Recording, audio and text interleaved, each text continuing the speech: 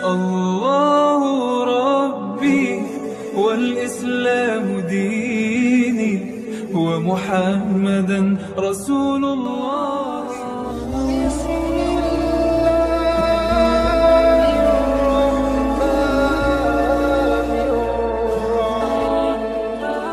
Assalamualaikum warahmatullahi wabarakatuh.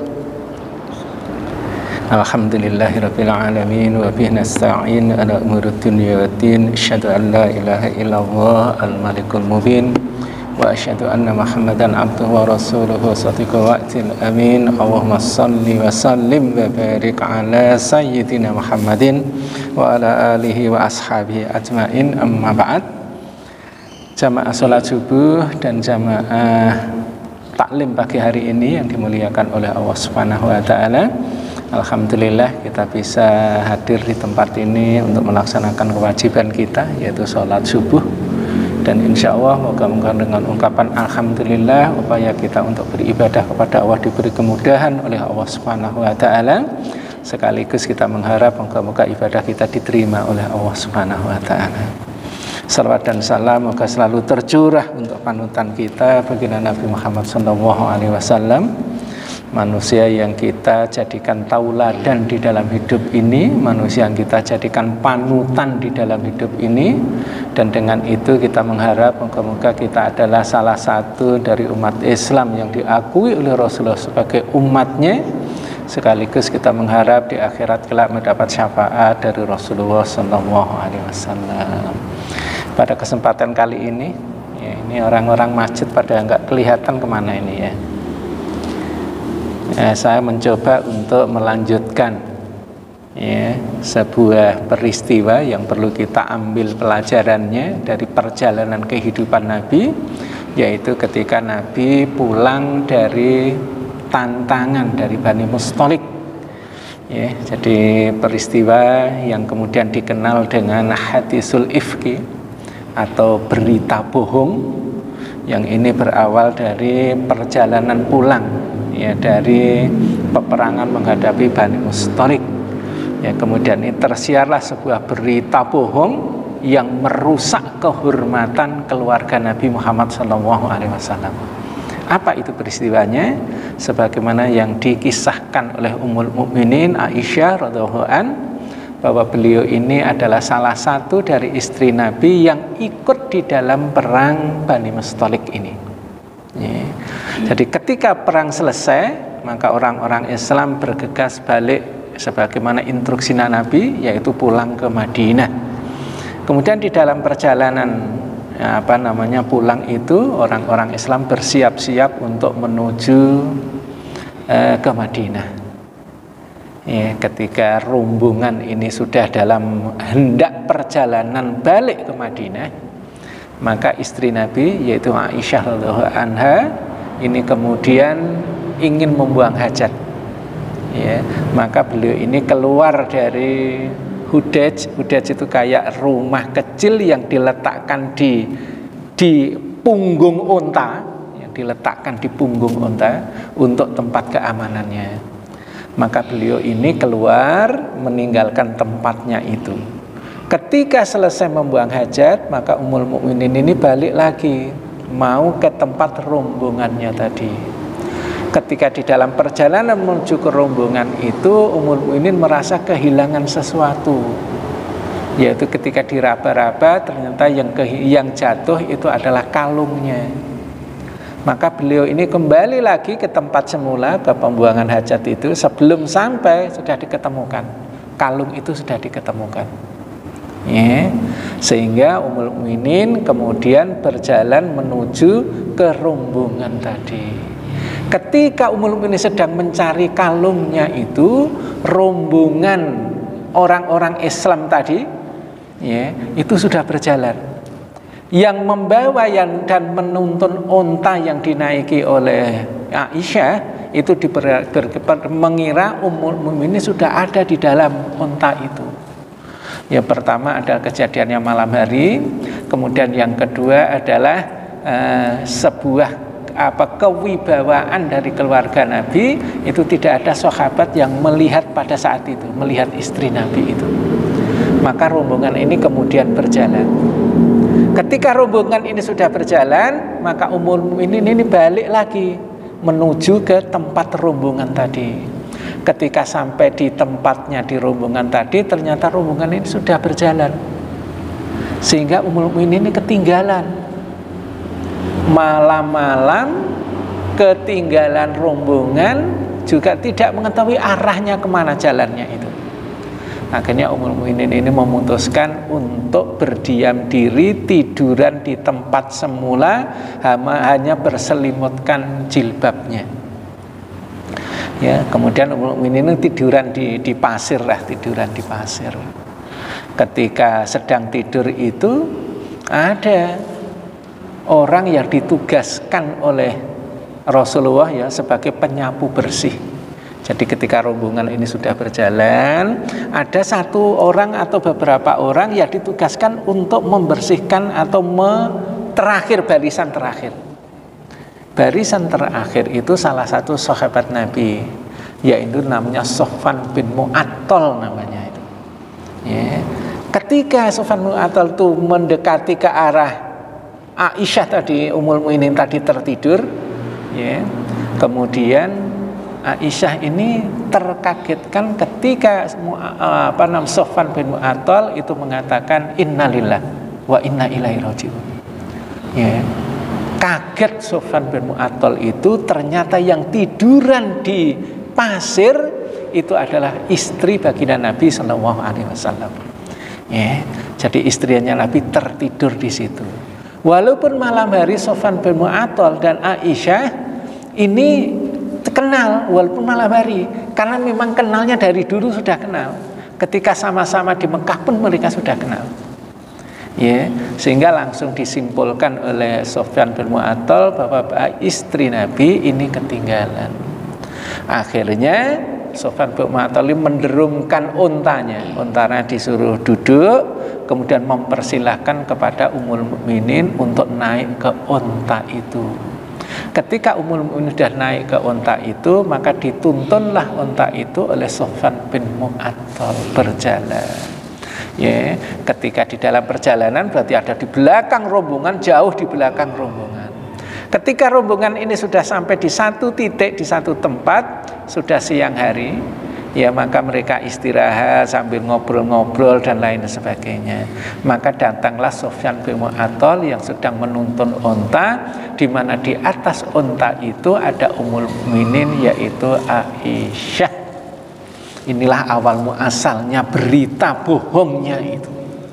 Kemudian seperti kemarin yang sudah saya sampaikan, bahwa di dalam perang menghadapi Bani Mustalik ini, itu orang-orang Yahudi itu ikut di dalam peperangan itu. Orang-orang munafik itu ikut di dalam peperangan itu. Ya, jadi orang munafik ikut bersama-sama dengan orang-orang Islam.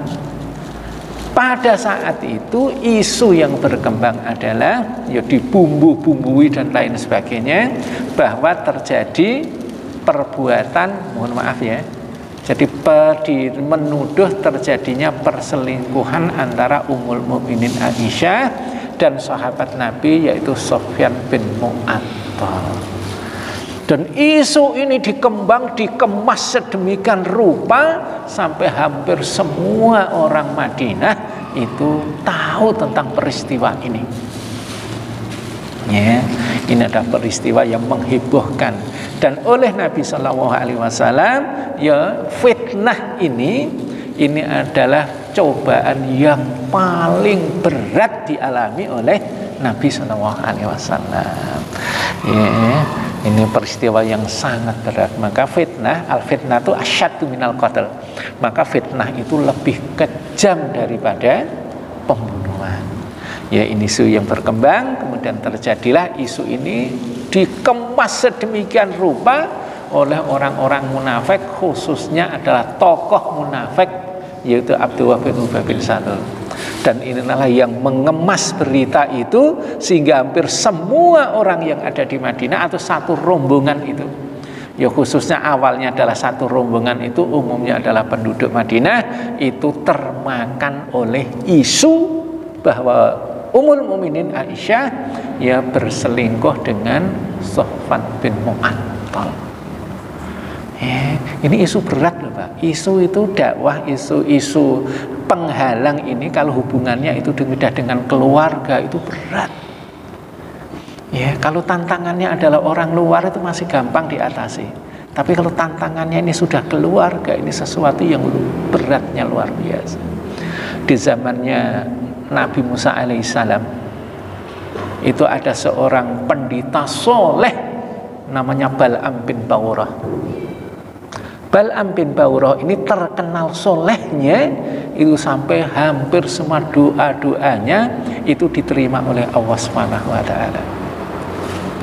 Tapi ketika mereka mendapat cobaan-cobaan, yaitu ya upaya yang dilakukan oleh penguasa pada saat itu untuk menghentikan Nabi Musa alaihissalam, ya, maka pendeta Bal'am bin Ba'urah ini disuap, di ini dan lain sebagainya, tidak mempan. Ya, diminta Bal'am bin Ba'urah ini diminta oleh penguasa pada saat itu untuk menghentikan lajunya Nabi Musa alaihissalam. Ya. Kemudian Bal'am tahu Musa itu nabi, orang baik, orang soleh. Maka Bal'am diminta oleh penguasa saat itu untuk jangan sampai Nabi Musa itu masuk ke Mesir. Ya, tidak mempan, dikasih uang, dikasih jabatan, dikasih posisi, dikasih, tidak mempan. Tapi penguasa punya cara lain. Bagaimana caranya supaya Bal'am ini menyerah? Yaitu mendekati istrinya Bal'am bin Ba'urah. Ya. Tantangan keluarga ini bukan masalah sepele, Pak. Saya mengharap moga-moga kita semua tidak mengalami masalah-masalah dalam keluarga ini. Terutama dengan kali adalah tantangan yaitu menghadapi pengkhianatan atau menghadapi penghancuran harga diri lewat keluarga. Apa yang dilakukan oleh baginda Nabi? Ketika isu ini berkembang demikian dahsyatnya, hampir semua orang itu termakan oleh isu ini. Ya, ketika pulang dari perjalanan Bani Mustalik itu, Aisyah itu sakit. Jadi isu ini berkembang luar biasa, sumber isunya itu sakit. Ya. Maka semakin parahlah isu ini. Maka yang dilakukan oleh Nabi SAW ini kalau kita ada masalah ya, yang dilakukan oleh Nabi yang pertama adalah mencari data. Kalau sekarang mencari data, mencari sumbernya. Ya, coba benar ataukah enggak peristiwa ini. Maka Nabi itu mengajak sahabat-sahabatnya untuk musyawarah. Saya menghadapi peristiwa seperti ini, mungkinkah ini terjadi pada keluarga saya? Atau bagaimana pendapat Anda? Ya. Maka kemudian sahabat-sahabat ini mengatakan, ya Rasulullah, saya tidak menemukan apapun di dalam keluarga engkau wahai Rasulullah kecuali kebaikan. Ada sebagian sahabat yang mengusulkan, ya Rasulullah, tidak usah bersedih engkau wahai Rasul. Kalau memang itu terjadi, masih banyak perempuan lain yang siap engkau nikahi. Ada yang mengusulkan, ya Rasulullah, sebaiknya Anda menghubungi orang yang orang ini paham tentang istri engkau, yaitu Aisyah, yaitu seorang pembantu namanya Barirah. Barirah inilah yang kemudian dimintai oleh Rasulullah. Maka jawaban Barirah, ya Rasulullah, selama saya hidup bersama istri engkau Aisyah, aku tidak menemukan kejelekan apapun pada dirinya kecuali hanya kebaikan-kebaikan. Ini yang dilakukan oleh Rasul yang pertama, yang mencari sumbernya. Benar nggak ini kejadian ini terjadi? Kemudian setelah itu sampai kepada Rasulullah, data ini sampai kepada Rasulullah, kemudian Rasulullah itu mendatangi istrinya. Ya, jadi didatangi, ditanya, wahai istriku Aisyah, ya, jika engkau tidak bersalah, nggak usah engkau khawatir, pasti Allah nanti akan membenarkan. Tapi jika engkau bersalah, saya minta engkau bertaubat.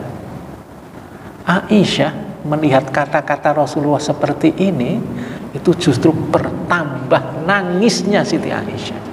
Artinya Rasulullah itu sudah kemakan isu itu. Perlu kita ketahui, Nabi ini, Rasulullah ini, Muhammad ini, selain dia Rasul, dia adalah manusia. Ya. Nabi ini selain Rasul, dia ini maksudnya basyarum mislukum. Beliau ini adalah manusia sebagaimana kalian. Punya sedih, punya sisi-sisi kemanusiaannya itu ada. Ya. Maka ketika beliau ini mendapatkan data-data, mendapatkan ini kemudian ditabayun, ditanyakan langsung kepada istrinya itu. Tapi pertanyaannya Rasulullah ini semakin menyakitkan hati Ummul Mukminin Aisyah. Ya.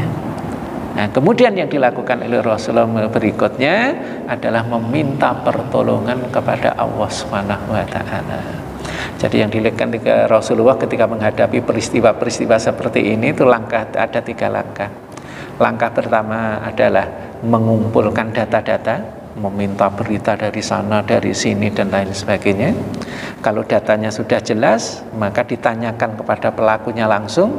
Kalau dalam bahasa Islam namanya ditabayun. Kemudian setelah itu langkah yang ketiga adalah minta pertolongan kepada Allah Subhanahu wa taala. Berapa lama peristiwa ini dari isu pertama berkembang sampai kemudian berakhir?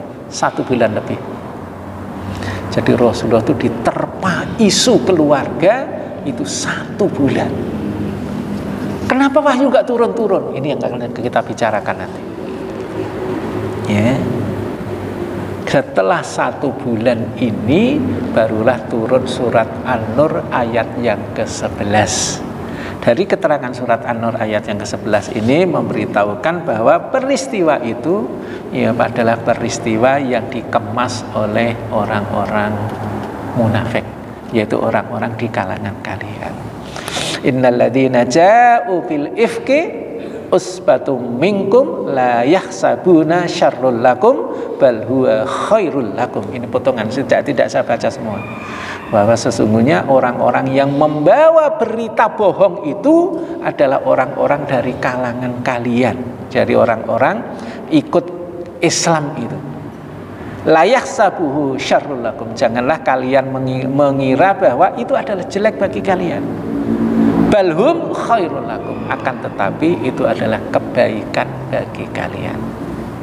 Setelah ayat ini turun, berarti memberitahu bahwa yang membawa berita bohong itu pertama adalah bahwa berita itu adalah bohong, dan yang kedua yang membawa dan mengisukan berita bohong itu adalah dari kalangan orang-orang Islam sendiri.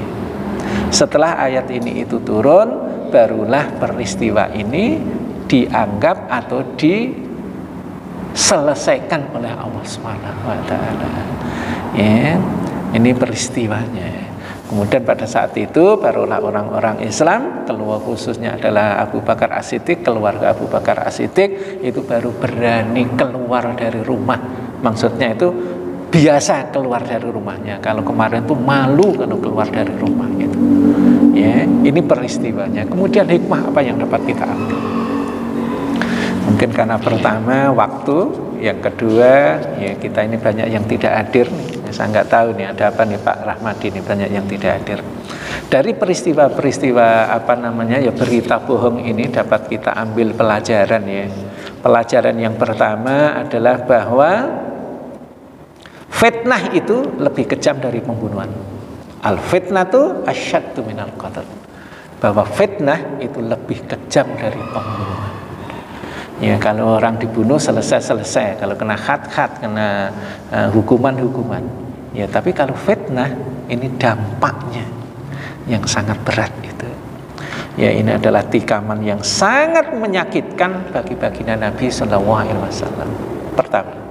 Yang kedua, bahwa Nabi kita itu di samping beliau ini adalah Rasul, beliau ini adalah manusia. Jadi manusia biasa kayak kita. Namanya manusia itu pertama tidak tahu tentang masalah yang gaib. Nabi itu nggak tahu tentang masalah yang gaib, itu nggak tahu, yang beliau tidak tahu juga nggak tahu Nabi itu. Ya beliau ini tahu kalau sudah sisi-sisi kenabiannya, ada berita dari Allah, ada surat turun, baru Rasulullah ini tahu tentang masalah-masalah yang gaib itu.